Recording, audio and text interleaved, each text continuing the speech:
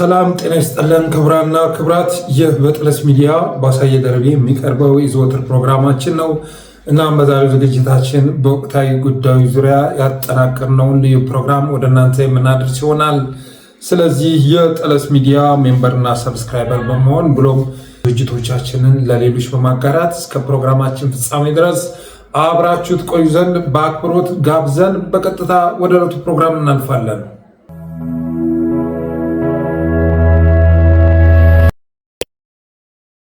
በመጀመሪያው ርዕሳችን የአዲስ አበባ ነዋሪዎችን ይመለከታል። የድሮ የአዲስ አበባ ነዋሪዎችም ማለት ነው፣ አሁን ነዋሪዎች አይደሉም የተባሉ የአዲስ አበባ ነዋሪዎችን የሚመለከት መረጃ ደርሶናል። ይህ መረጃ ምንድነው የሚለው በኮሪደር ልማት በአረንጓዴ ልማት ምክንያት ከተለያዩ ቦታዎች የተነሱ የአዲስ አበባ ነዋሪዎች ነበሩ።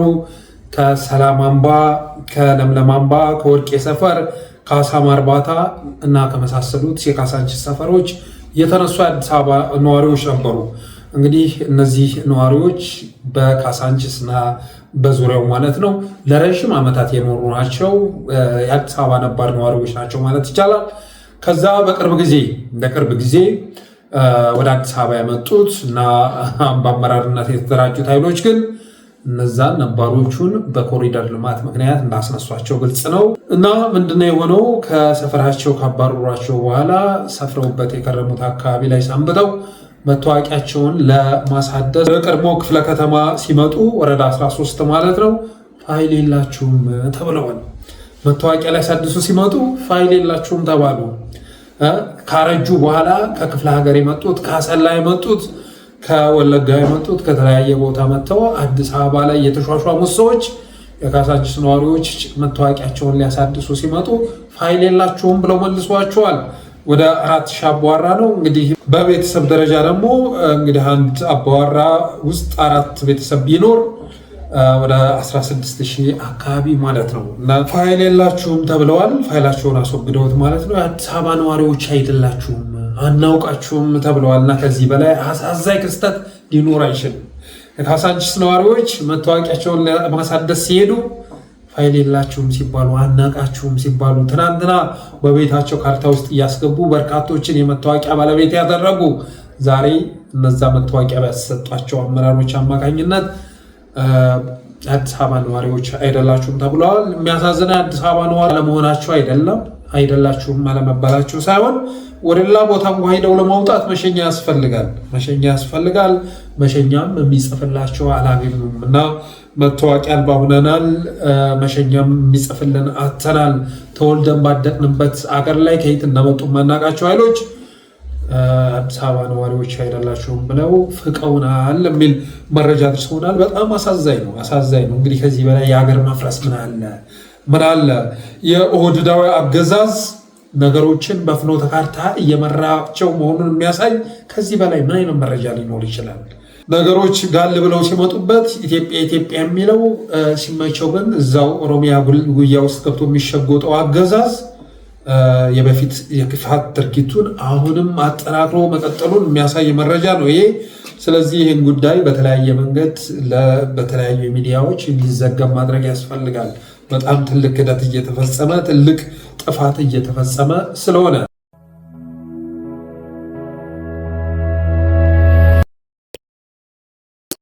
ወደ ሁለተኛው መረጃ ሲሸጋገር አፈሳን የተመለከተ መረጃ ደርሶናል። እንግዲህ ላለፉት ጊዜያት ኦህዴዳዊ አገዛዝ በግላጭ ወጣቶችን እያፈሰ ወደ ወታደራዊ ማሰልጠኛ ጣቢያ ሲያስገባ ነበር። አንዳንድ የተሻለ ቤተሰብ የተወለዱትን ገንዘብ እያስከፈለ እነገታ ማለት ነው ሲለቅ ነበር። አብዛኛዎችን ደግሞ ሲያስገባ ነበር። አሁን ከኦሮሚያ ክልል አዲስ የደረሰ መረጃ አለ። ይህም ምንድነው የሚለው የኦሮሚያ ክልል ብልጽግና በአጠቃላይ ከህዝብና ከመንግስት ካዝና በሚዘርፈው ገንዘብ ለቀጣዩ የትግራይና የአማራ ጦርነት ዝግጅት እያደረገ ነው ይላል። ከፖሊስ ኃይል፣ ልዩ ኃይል፣ የክልሉ ካቢኔ ወታደራዊ ስልጠና እያሰለጠኑና የመከላከያ አፈሳ፣ የሚሊሻ ስልጠና ለክረምት እያፋጠኑ ሲሆን እያንዳንዱ የኦሮሞ ተወላጅ በ30,000 ብር ክላሽ እያስታጠቁ በዞን ደረጃ 3000 ጥቁር ክላሽ እና ከባድ መሳሪያ የማስታጠቅ መርሃ ግብር ተጀምሯል ይላል። በዞን ደረጃ 30,000 ብር እያዋጡ 3000 ክላሽ የማስታጠቅ ተጀምሯል። እያንዳንዱ ቀበሌ 18 ጥቁር ክላሽ እንዲኖረው ተወስኗል።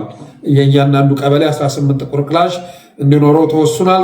ከህዝብ ብር አሰባስበው ወደ ስራ እንዲገቡ በወረዳ ደረጃ ደግሞ ትዕዛዝ የወረደ ሲሆን ቢያንስ 200 ጥቁር ክላሽ እንዲገዛ እያንዳንዱ ወረዳ ታዟል።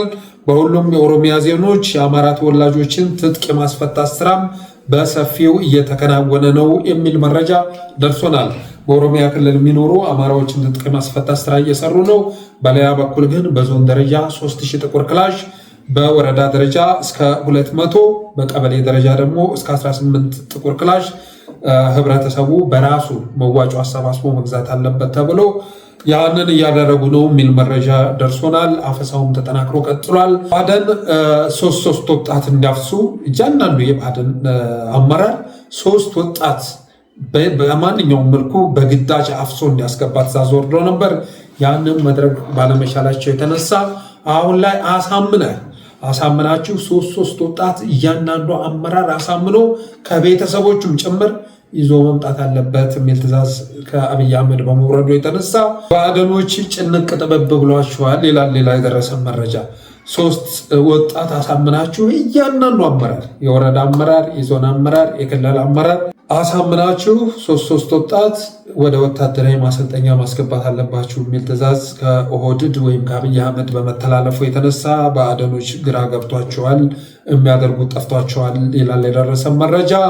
ይህንን ማድረግ ካልቻላችሁ ሪሊ አገዛዙ እንዲሸነፍ ወሰናችኋል ማለት ነው። የትግራይ ኃይሎች እየመጡ ነው። በዛ በኩል ኤርትራም አንዳንድ እንቅስቃሴዎች እየተደረገ ነው። ስለዚህ መጪው ጊዜ ድሮን የማንጠቀምበት የክረምት ጊዜ ነው። ፋኖም ወደ እንቅስቃሴ የሚገባበት ወቅት ስለሆነ እንድንሸነፍ ፈልጋችኋል ማለት ነው። ስለዚህ በክረምቱ የምናዘምተው 3 ወጣት በኤኒ ሚንስ አሳምናችሁ ማምጣት አለባችሁ የሚል ትዕዛዝ እንደተላለፈ የደረሰ መረጃ ያመለክታል።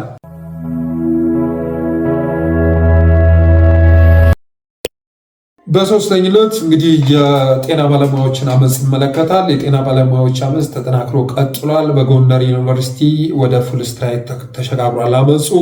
ለዚህ ምክንያቱ ደግሞ ትናንት ኢመርጀንሲ ሲሰሩ የነበሩ ማታ ገብተው የምሽት ተረኛ የነበሩ ዶክተሮችን የጎንደር ዩኒቨርሲቲ ፕሬዝዳንት የጸጥታ ኃይሎችን ልኮ እንዲታሰሩ በማድረጉ የተነሳ ጎንደር ዩኒቨርሲቲ ፕሬዝዳንት ማለት ዶክተር አስራት አጸደወይን ይባላል። ለአያሌው መንበር ያሉ ጸረ አማራዎችን በማደራጀት የሚታወቅ ፕሬዝዳንት ነው። የጎንደር ዩኒቨርሲቲ ፕሬዝዳንት ነው። ስለዚህ ፕሬዝዳንቱ 3 ነው 4 ዶክተሮች ማታ እንዲታሰሩ በማድረጉ የተነሳ ዛሬ ወደ ፉል ስትራይክ ተሸጋግሮ ጎንደር ዩኒቨርሲቲ ጭር ማለቱን የደረሰ መረጃ ያመለክታል። በአዲስ አበባ በኦሮሚያም በሁሉም አካባቢዎች በሚባል መልኩ የሐኪሞች አመፅ ተጠናክሮ ቀጥሏል። የስራ ማቆም አድማው ማለት ነው።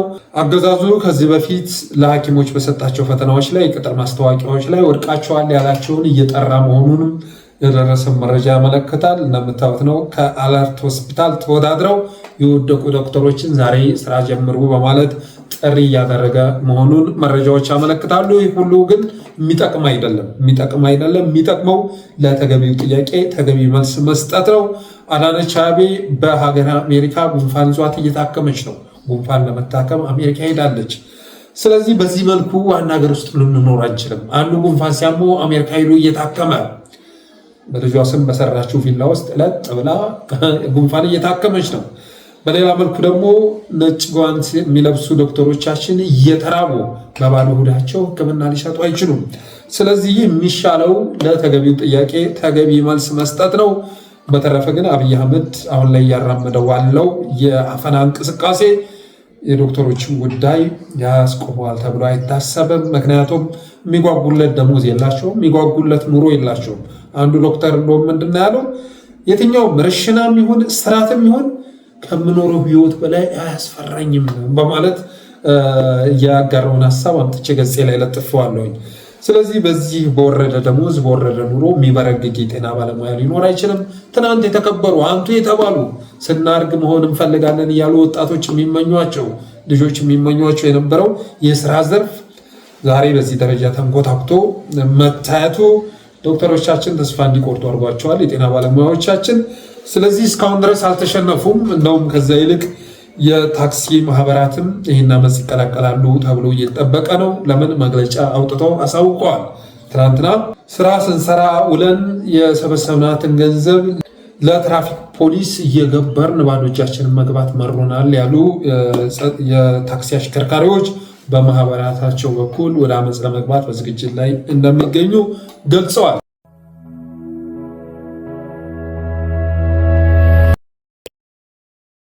የዛሬው አበይት ርዕሳችን የፋኖን ትግል ይመለከታል።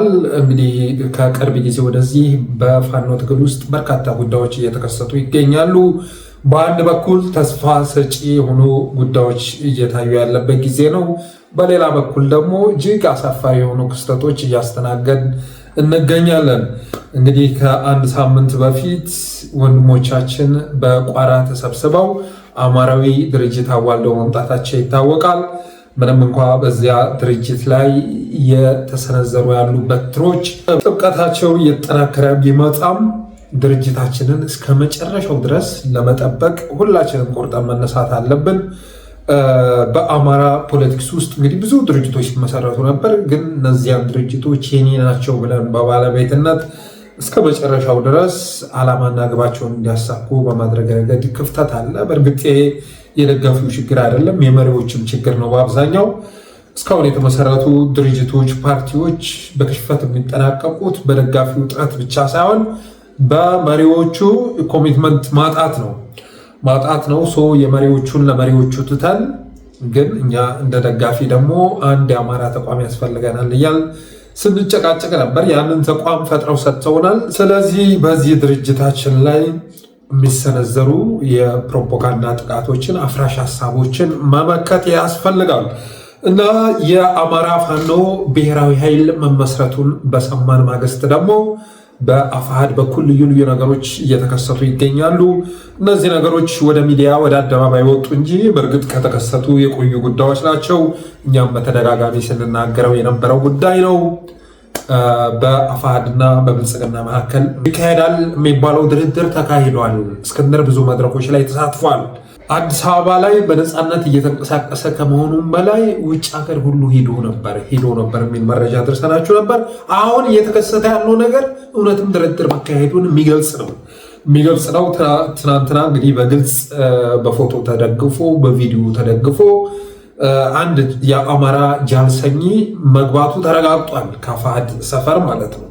እና የገባው ደግሞ ድርድር ተካሂዶ ነው። በአፋሕድ እና ብልጽግና አመራሮች መካከል ድርድር ተካሂዶ የዛ የድርድር ፍሬ ነው ትናንት ያየ ነው።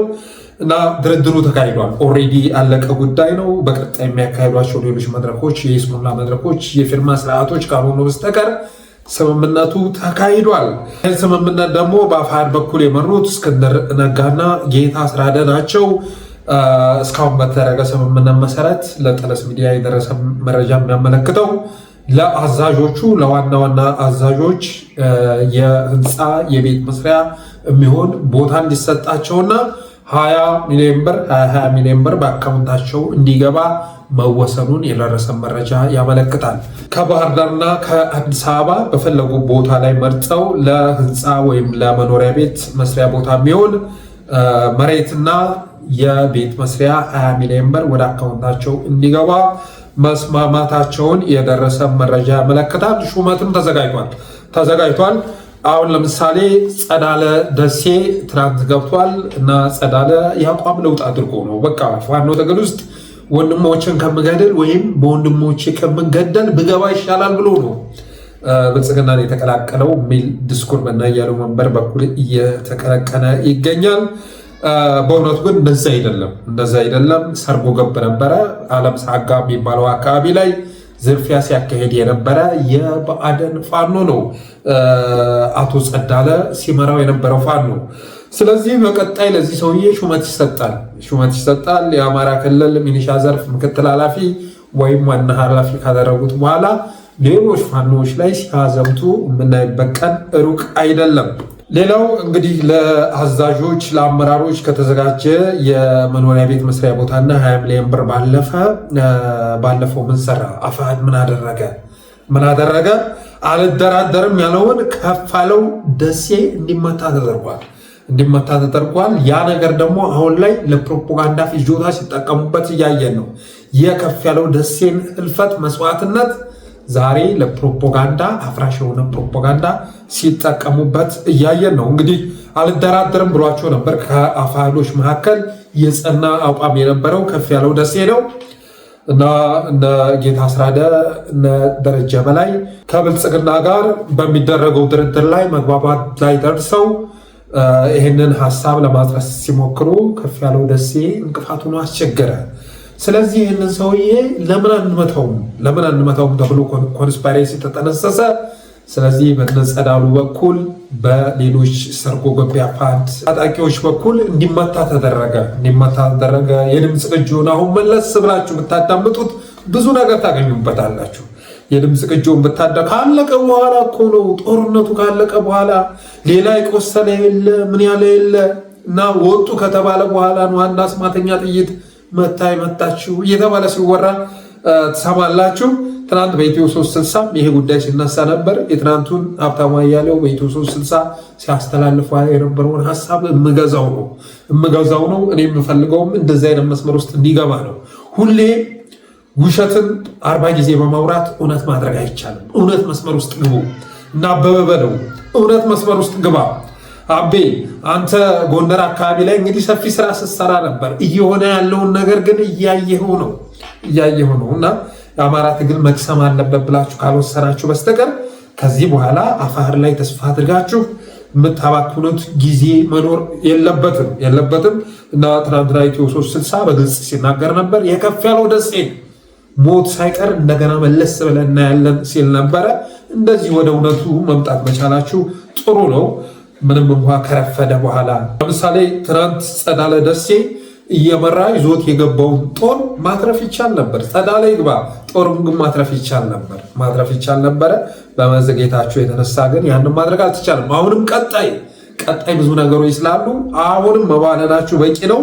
ለማንኛውም ግን ትናንትና ጀግናውን አርበኛ ከፍያለው ደሴን ነፍሱን ይማረውና ያስገደሉት እነ ጸዳለ ደሴ መሆናቸውን የደረሰ መረጃ ያመለክታል።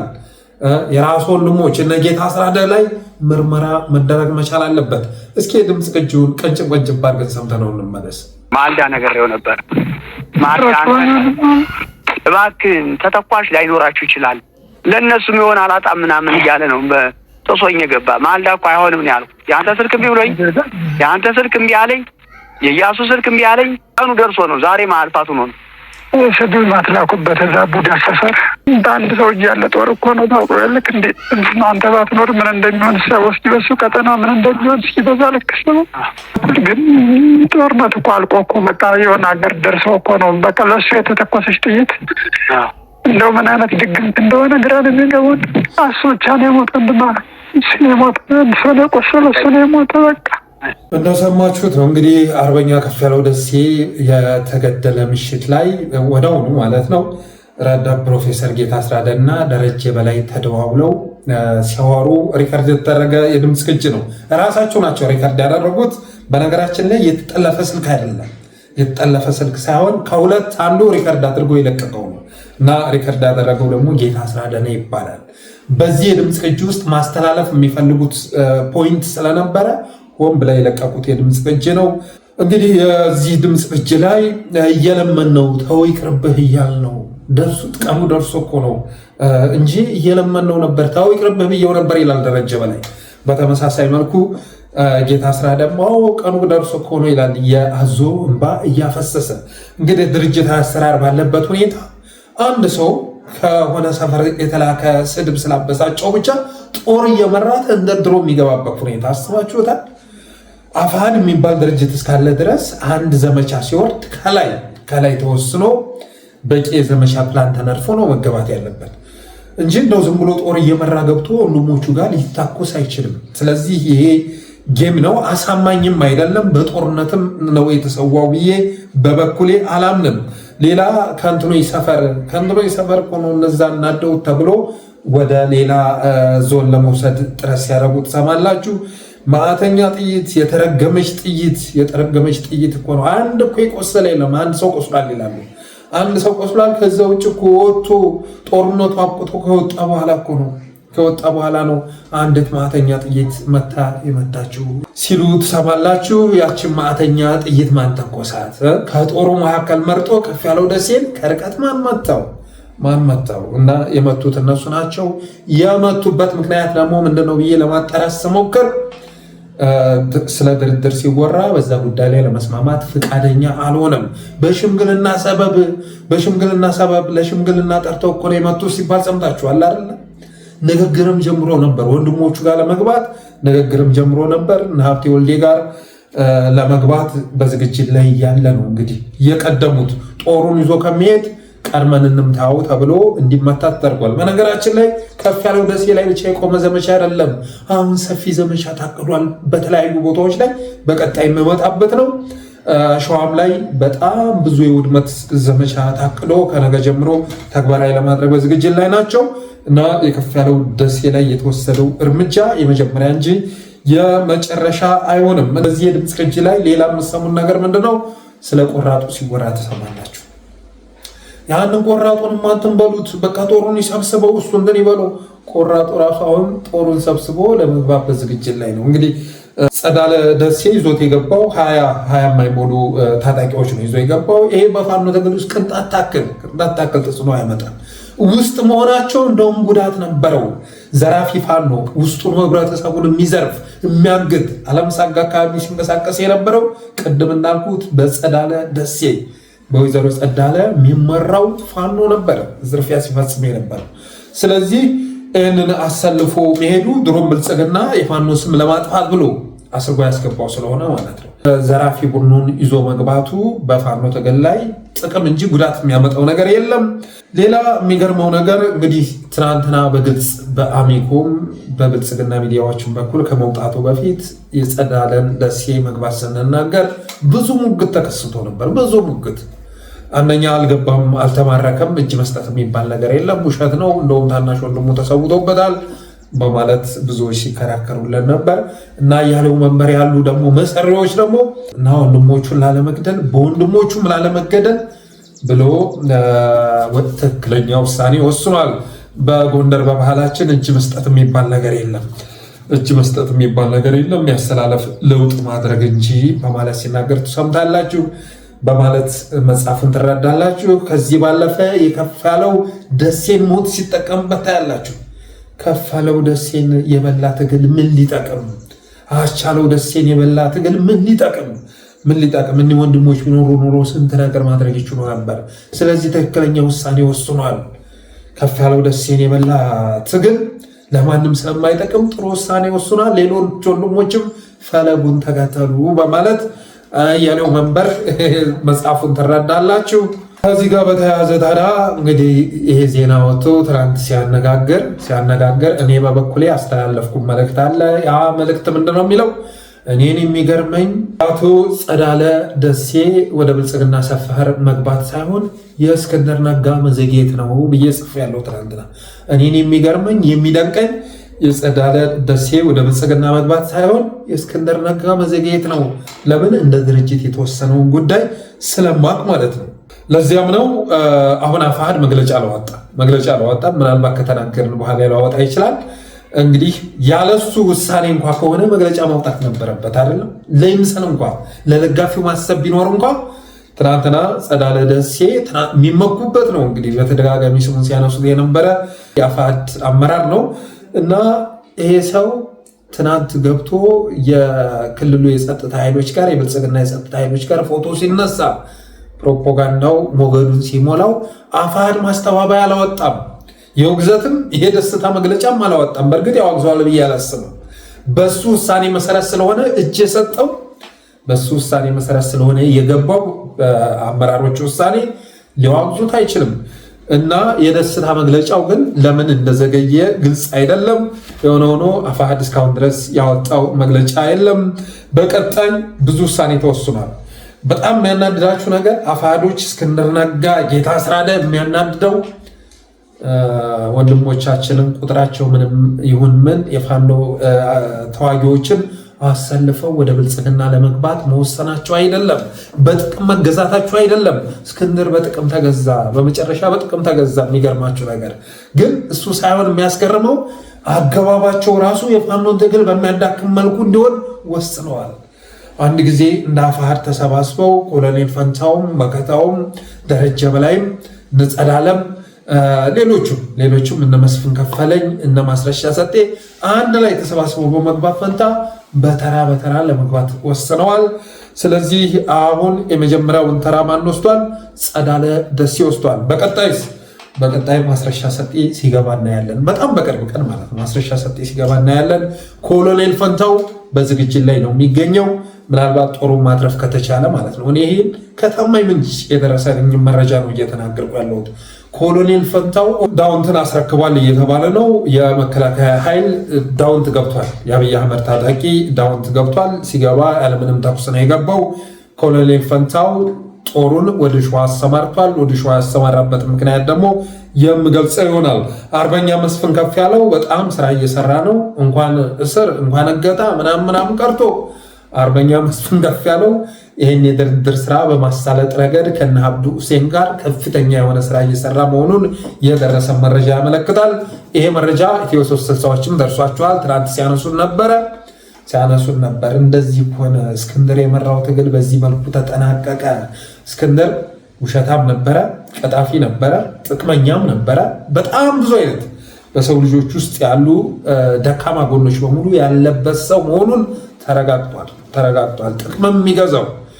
ጥቅም የሚገዛው እሱን ጥቅም ባይገዛው እንኳን ሰዎችን በጥቅም መግዛት እንደሚቻል የተረዳ ልክ እንደ አብይ አህመድ ማለት ነው።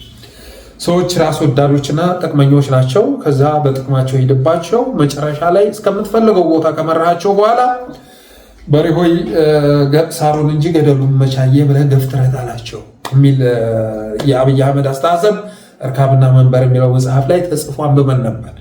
ይህ አስተሳሰብ የእስክንድር ነጋም ጭምር ነው። ብዙ ወንድሞቻችንን ገደል ከተታቸው በጥቅም እያታለለ ከዲያስፖራ በሰበሰባት 2.4 ሚሊዮን ዶላር እሷን እየከፋፈለ በጥቅም እያታለለ መጨረሻ ላይ እየገፈተረ ወደ ብልጽግና ጓዳ አስገባቸው።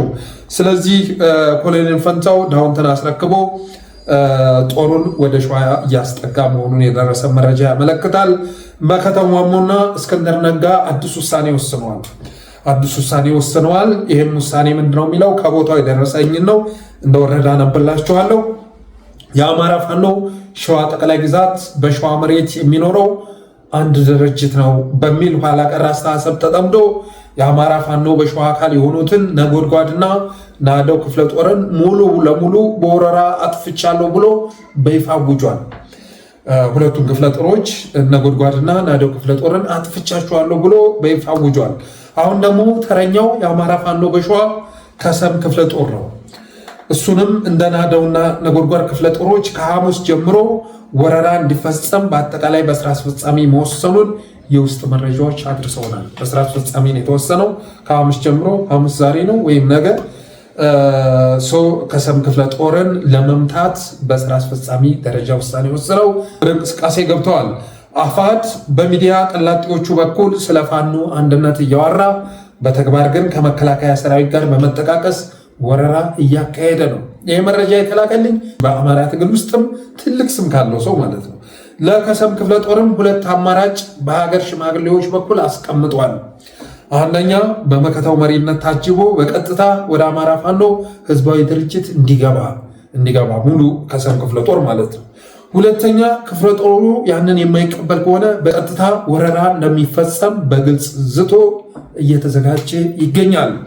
ይህንን ያስፈጽሙልኛል ያላቸውን የጦር አመራሮችና የሻለቃ መሪዎችን በተለይም የራምቦ ክፍለ ጦርና ተሰማ እርገጤ ክፍለ ጦርን በተጠንቀቅ እንዲቆሙ መታዘዛቸውን ታማኝ ምንጮች አድርሰውናል።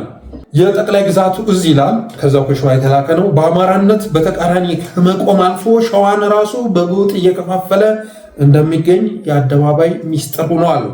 ድፍን ሸዋን አስከብረን የይፋትን ዳይናስቲ እንገነባለን የድርጅቱ ቋሚ መፈክር ሆኗል። ያንን ሰፈር ስብስብ ድፍን ሸዋን ቁም ስቅል ሲያሳየው ለምን በቃ የሚል ጠፋ። አንድ የሸዋ ሰው ደግሞ በሰፈራቸው የሃይማኖት መሪዎች፣ የሀገር ሽማግሌዎች በይፋት ምድር አልተፈጸሩም ወይ?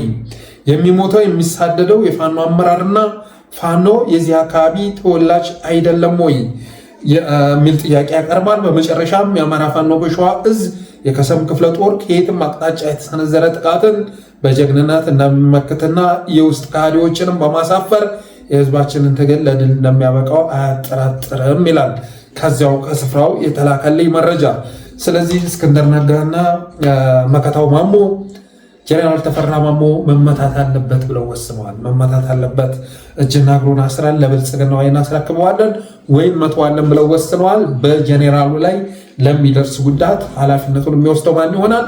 ይህን ኃላፊነት የሚወስደው እስክንድር ነጋ ነው፣ ጌታ አስራደ ነው እና ሞላው የአፋሕድ አመራር በጀኔራሉ ላይ ለሚደርስ ጉዳት ተጠያቂ ይሆናሉ። እንግዲህ የጀኔራል በአማራ ትግል ውስጥ ብዙ ዋጋ እየከፈለ ነው፣ በጣም ብዙ ዋጋ።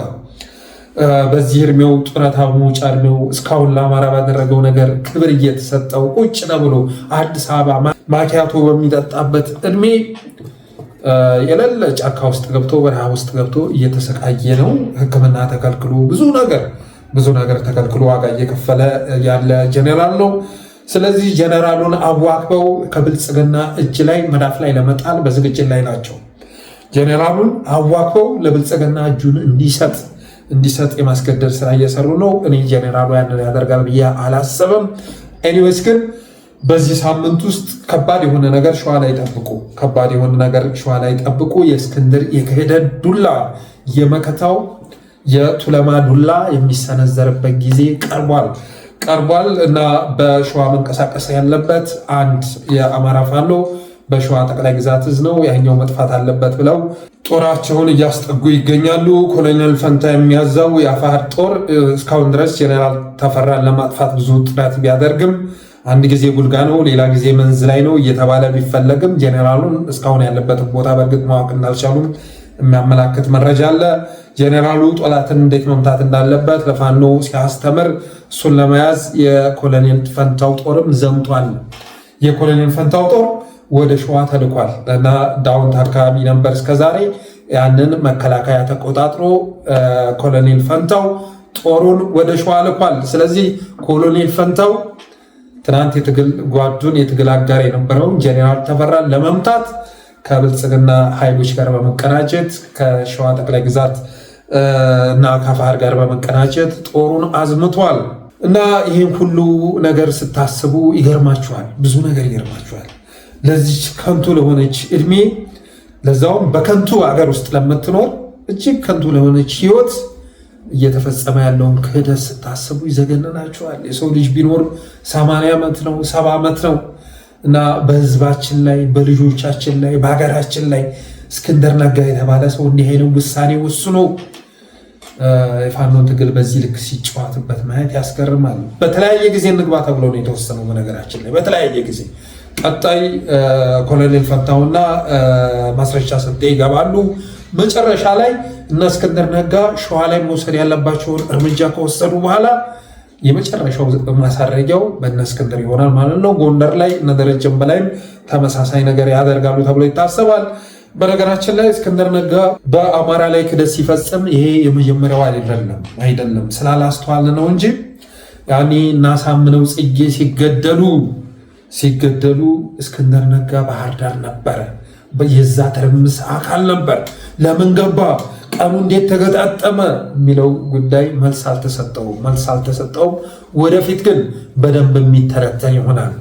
እስክንድር አሁን እያደረገ ያለው ነገር እስካሁን ያደረገውን ነገር እንዲመረመር የሚያስገድድ ነው። እንዴት ነው ደጀን ላይ ብልጽግና ከእጁ የገባውን የፋኖ መሪ እስክንድር ነጋን ሊለቀው የቻለው እንዴት ነው የሚለው አንድ መጽሐፍ ይወጣዋል። ብዙ የምርመራ ዘገባ ሊሰራበት የሚገባ ጉዳይ ነው። እንደ አጠቃላይ ግን ላለፉት 5-6 ወራት ስናወራው የነበረው ነገር አሁን ላይ እጅግ አውጥቶ ደጋፊዎቻቸው ጭምር ሊያስተባብሉት በማይችል መልኩ በግልጽ ተከስቷል እና አንዳንድ ወገኖች የአፋሕድ ልሳን ሆናችሁ ስታገለግሉ የነበራችሁ ወገኖች የፋኖን ትግል የምትታደጉበት ጊዜ አሁን ነው። ማለትም የአፋብኃን ትግል ሳይሆን ያኛውን የፋኖ ክንፍ ሳይሆን በዚህኛው የፋኖ ክንፍ ያለውን ተዋጊ ማትረፍ የምትችሉበት ጊዜ አሁን ነው። ካላየን አናምንም አትበሉ። በከፊል አምናችሁ በከፊል አትካዱ። እስክንድርን ነፃ ለማውጣት አትጋጋጡ። የዋህ ለማድረግ ማያቅ ለማድረግ አትጋጋጡ። አሁን 75% 80%ን እውነት ተቀብላችኋል። ቀሪውንም እውነት እየመረራችሁም ቢሆን ዋጡት። ያንን ማድረጋችሁ ትግሉን ለማትረፍ ያስችላችኋል። የራሳችሁንም ስብዕና ለማትረፍ ያስችላችኋል። ምናልባት ግን አይታወቅም። እናንተም ለምሳሌ ይሆናል ይህን እያደረጋችሁ ያላችሁት ለምሳሌ ነፃነን ለማለት ነገ ሁኔታው አይቶ ሲዳከም ነገሮች እንደምታስቡት የፋኖ ትግል ከተዳከመ ፋችሁን ለብሳችሁ እናንተም የአማራ ክልል ሚኒሻ ዘርፍ ኃላፊ ምክትል ኃላፊ ሆናችሁ ልትመጡ ትችላላችሁ። ሁኖስ የማይደረግ ነገር የለም። ያለንበት ጊዜ ሰው ልጅ ምን አይነት ስብዕና እንዳለው በግልጽ አሳይቶናል። ብዙዎቹን የመከራ ጊዜ ብዙዎችን እርቃናቸውን አውጥቶ ያሳያል። የሃይማኖት አባቶቻችን ምን አይነት ናቸው? አርበኞቻችን፣ ጀግኖቻችን የምንላቸው ሰዎች መጨረሻ ላይ ሲሸጡን እያየን ነው፣ እንደ እስክንድር ነጋ። ስለዚህ ክፉና ደጉን ያሳያል የመከራ ጊዜ። ዛሬ እና አቡነ ጴጥሮስ ገብተዋል። እና አቡነ ጴጥሮስ እስካሁን ድረስ ድምፃቸውን አጥፍተው የከረሙት አሁን ብልጽግና ጋር አብረው ለመስራት ተስማምተው ገብተዋል። እና እንግዲህ በአባቶቻችን ጉዳይ ላይ ብዙም ላይ የለም፣ ግን ዞሮ ዞሮ ከህዝብ ጎን የተሰለፈው እና ህዝብን የሚወጋው በግልጽ የታየበት ጊዜ ነው ማለት ያስፈልጋል። በተረፈ በአፋባሃ በኩል አንድነታችሁን የምታሳዩበት ጊዜ አሁን ነው። በየተራ መጥፋት ካልፈለጋችሁ በስተቀር ሰፊ ዘመቻ እየተከፈተባችሁ ነው እና ይህን ዘመቻ በጋራ መከላከል አለባችሁ። የህልውና ትሬቱ ወደ እናንተም መጥቷል። ሸዋ ላይ ጄኔራል ተፈራን ለመምታት እነ ኮሎኔል ፈንታው፣ እነ እስክንድር፣ እነ መከታው ጦር እያስጠጉ ነው። በዝግጅት ላይ ነው የሚገኘው። እነ ነጎድጓድና እነ ሌሎች ክፍለ ጦሮች መበተን አለበት ተብሎ ከሰም ክፍለ ጦር ላይ ጥቃት ለመሰንዘር የሰዓታት ወይም የአንድ ቀን እድሜ ቀርቷቸዋል። ስለዚህ መተጋገዝ ካለባችሁ የምትተጋገዙበት ጊዜ አሁን ነው። ተነጣጥላችሁ መጥፋት ካልፈለጋችሁ በስተቀር ድርጅታዊ አንድነታችሁን አጠንክራችሁ ለህዝባችሁም ለራሳችሁም ደጀን የምትሆኑበት ጊዜ አሁን ነው ማለት እወዳለሁ።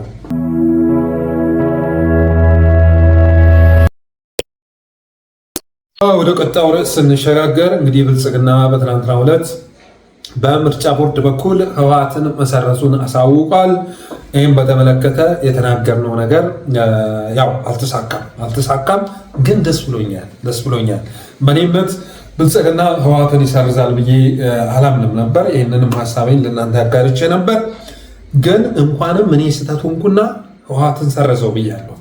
እንኳንም እኔ ስህተት ሁኜ ህወሓትን ሰረዘው። ለምን ህወሓት ጋር የትግራይ ኃይሎች ጋር ወደ ሳፋጣ መግባቱ ዙሩን ማክረሩ መልካም ነገር ስለሆነ ማለት ነው። መልካም ነገር ስለሆነ በእኔ እምነት እነ ጌታቸው ረዳ በጣም አፍራሽ በሆነ አመለካከት፣ በጣም አፍራሽ የሆነ ሀሳብ ይዘው ለአማራም ጭምር ማለት ለትግራይ ብቻ እንዳይመስላችሁ ለአማራም ጭምር በጣም አፍራሽ የሆነ አስተሳሰብ ይዘው የኦህዴዳዊን አገዛዝ ለማገልገል ወስነው ገብተዋል። ጌታቸው ረዳን ኢንካሬጅ የምታደርግ አማራ ካለ አረጋ ከበደ ልክ ነው ማለት ነው። ተመስገን ጥሩነህ ልክ ነው ማለት ነው። ከአብይ ጎን ተሰልፌ ህዝቤን አተርፋለሁ ማለታቸው ልክ ነው ማለት ነው። እየጨፈጨፈን ካለው አገዛዝ ጎን ተሰልፈው ለአማራ ነው የምንታገለው ማለታቸው ልክ ነው። ስለዚህ ጌታቸው ረዳ ልክ ከሆነ ተመስገን ጥሩነህ ልክ ነው፣ አብዲ ሁሴን ልክ ነው፣ አገኘው ተሻገር ልክ ነው፣ እነ ደመቀ መኮንንና የመሳሰሉት ልክ ናቸው ማለት ነው። በእኔ እምነት ግን እነሱ ልክ እንዳልሆኑት ሁሉ ጌታቸው ረዳም 1 ሚሊዮን አካባቢ የትግራይ ወጣት ቀርጥፎ ከበላው ከአብይ አህመድ ጎን መሰለፉ የነውር ነው ብዬ አምናለሁ። ትናንት ባዮሎጂካል ዌፐን ጭምር በመጠቀም የትግራይ ወጣቶች ላይ ብዙ ጭፍጨፋ ፈጽሟል፣ ብዙ ግፍ ፈጽሟል። እና የሚገርመው ነገር ጌታቸው ረዳ አብይ አህመድ በጄኖሳይድ ሊጠየቅበት የሚገባው ነው። ኢንተርናሽናል ክሪሚናል ኮርት ሊቀርብበት በሚገባው ጉዳይ እሱን ጥንካሬው አድርጎ በአብይ ድሮኖች አሁንም ሊያስፈራራ መሞከሩ ነው። አማራውንም የትግራይ ኃይሎችንም ለማስፈራራት ጥረት ሲያደርግ ነበር። ይህን በትናንትናው ፕሮግራም ይጀበታለሁ። ዞሮ ህወሓት ተሰርዛለች። ህወሓት መሰረዟ ደግሞ እንግዲህ ከዚህ በኋላ ከብልጽግና ጋር በጠረጴዛ ዙሪያ የሚያወሩት ነገር አይኖርም ማለት ነው። ጉዳዩ ከጠረጴዛ ወደ አፈሙዝ ይሸጋገራል ማለት ነው። ስለዚህ የአብይን ኃይል የሚከፋፍል አብይን በየአቅጣጫው የሚወጥር ነገር ደግሞ ለአማራ ህዝብ ትልቅ ጸጋ ነው። በዛ በኩልም ከኤርትራ ጋር የመሰረቱ ግንኙነት አለ ይባላል። እኔ ፋኖ ኃይሎች ጋር የትግራይ ኃይሎች አብረው መስራት ቢጀምሩ ደስታውን አልችለውም። የመጣብን ጠላት በጣም ክፉ ጠላት ነው። ክፉ ጠላት የትኛውንም አይነት በጀት የትኛውንም አይነት ገንዘብ ለጦርነት ለመመደብ የማያመነታ የኢትዮጵያን የካፒታል በጀት የማኔጅመንት በጀት በአጠቃላይ ለጦርነት የዋለ እኩይ አገዛዝ ነው እና አገዛዝ ወጣቶችን ያፍሳል፣ በግዳጅ ያሰለጥናል፣ ጦር መሳሪያ ይገዛል። ያን ያመጣውን የጦር መሳሪያ አምጥቶ ምድራችን ላይ ያርከፈክፋል። ፋኖ ደግሞ በውስን ሪሶርስ የሚንቀሳቀስ ነው። ስለዚህ ይህን አገዛዝ በህዝቡ ላይ የሚፈጽመውን ጥቃት ለማስቆም እና ብልጽግናን ለማሸነፍ ከሌሎች ኃይሎች ጋር መደጋገፍ አለበት። ይህንን አንዳንድ ሰዎች ማሰብ እንዴት እንደሚሳናቸው አይገባኝም። መቼም አጋር ስትፈልግ ትግል ሜዳው ሀገሩ ውስጥ ካሉ ኃይሎች ነው ልትፈልግ የምችለው አይደለም እንዴ? በሀገር ውስጥ የሚንቀሳቀሱ አገዛዙን እየታገሉ ካሉ ኃይሎች ጋር ነው ግንኙነት ልትመሰረት የምትችለው። እነዛ ሰዎች የራሳቸው ድክመት አለ፣ ጥንካሬ አለ። እነሱ ጋር ግንኙነት በመመስረትህ የምታስተናግደው ጉዳት አለ፣ የምታገኘው ጠቀሜታ አለ። ዋናው ኢሹ ግን ምንድነው? ከጉዳቱና ከጠቀሜታው የቱ ያመዝናል፣ ከአደጋውና ከጽጋው የቱ ያመዝናል የሚለው ነው። ስለዚህ በእኔ እምነት በመካከላችን ያለውን ልዩነት አላጣውም። በጣም ሰፊ ልዩነት አለ፣ ግን ደግሞ የሚያገናኘን ነገር አለ። እነሱም የህልውና ጥረት አጋጥሟቸዋል። አብይ አህመድ በኃይል እንግዲህ ይጨፈልቃለሁ ብሎም ሳያስብ አይቀርም። በጣም ዝቅ አድርጎ ነው በአሁኑ እንትን ያሰባቸው። ከፋፍያለሁ እነ ጌታቸው ረዳን ይዣለሁ። ስለዚህ እነሱን ስለያዝኩ የሚመጣ ነገር አይኖርም በማለት አስቧል። የአብይ አማሮች የሚላቸው ኢትዮ ፎረም ባይመቸኝም እነ ጋሻው መርሻን እና ያለው መንበር የመሳሰሉትን ነው እነ ውብሸት ሙላት እና የመሳሰሉት ደስታቸውን እየገለጹ ይገኛሉ። ህወሓት ተሰረዘ። ለአማራ ህዝብ አሁን አሳሳቢው ጉዳይ ህወሓት መሰረዝና አለመሰረዝ ይሄ ነው ለአማራ አሳሳቢው። ከህይወት መዝገብ ላይ እየተሰረዘ ላለው ህዝባችን የህወሓት መሰረዝና አለመሰረዝ ከቁም ነገር የሚገባ አይደለም። በተለይ ደግሞ መሰረዙ እንደ ድል የሚቆጠር ጉዳይ አይደለም። ለትግል ግን ይጠቅመናል። አጋር መሆን ይቻላል። እኔ ከየትኛውም ኃይል ጋር ፋኖ የራሱን ሳይሰጥ በሰጥቶ መቀበል መርህ በሁለትዮሽ ላይ የተመሰረተ ንግግርም ማድረግ አለበት ብዬ አስባለሁ። ይሄን አገዛዝ ማስወገድ የምንችለው በሀገር ውስጥ ያሉ ኃይሎች መጣመር ከቻሉ ነው። አሁን በአፋር በኩል የተመሰረተ ኃይል መኖሩ ባለፈው በተደጋጋሚ ስንገልጽ የነበረ ጉዳይ ነው። ብዙ የአፋር ወጣቶችም እየተቀላቀሉት ነው። የክልሉ ግብርና ቢሮ ኃላፊና የምክር ቤት አባሉ ሸፍቶ ገብቷል ወደ ኤርትራ ማለት ነው። እና እሱ መግባት ከተሰማ ጊዜ አንስቶ የአፋር ወጣቶች የተመሰረተውን ድርጅት እየተቀላቀሉ መሆኑን የደረሰ መረጃ ያመለክታል። ሰው እነዚህ ኃይሎች ጋር ጥምረት መፍጠር ከቻለ ነው የአብይ አህመድን አገዛዝ እድሜ ማሳጠር የሚቻለው ማለት እወዳለሁ። በተረፈ አብራችሁ ስለቆያችሁ አመሰግናለሁ። የጠለስ ሚዲያ ሜምበርና ሰብስክራይበር በመሆን ስቲከሮችን ማበርከት ብሎም ዝግጅታችንን ላይክ፣ ሸር እያደረጋችሁ ለሌሎች በማጋራት ሚዲያችንን አበረታቱ በማለት የዛሬውን ዝግጅት እንቋጫለሁ። አመሰግናለሁ።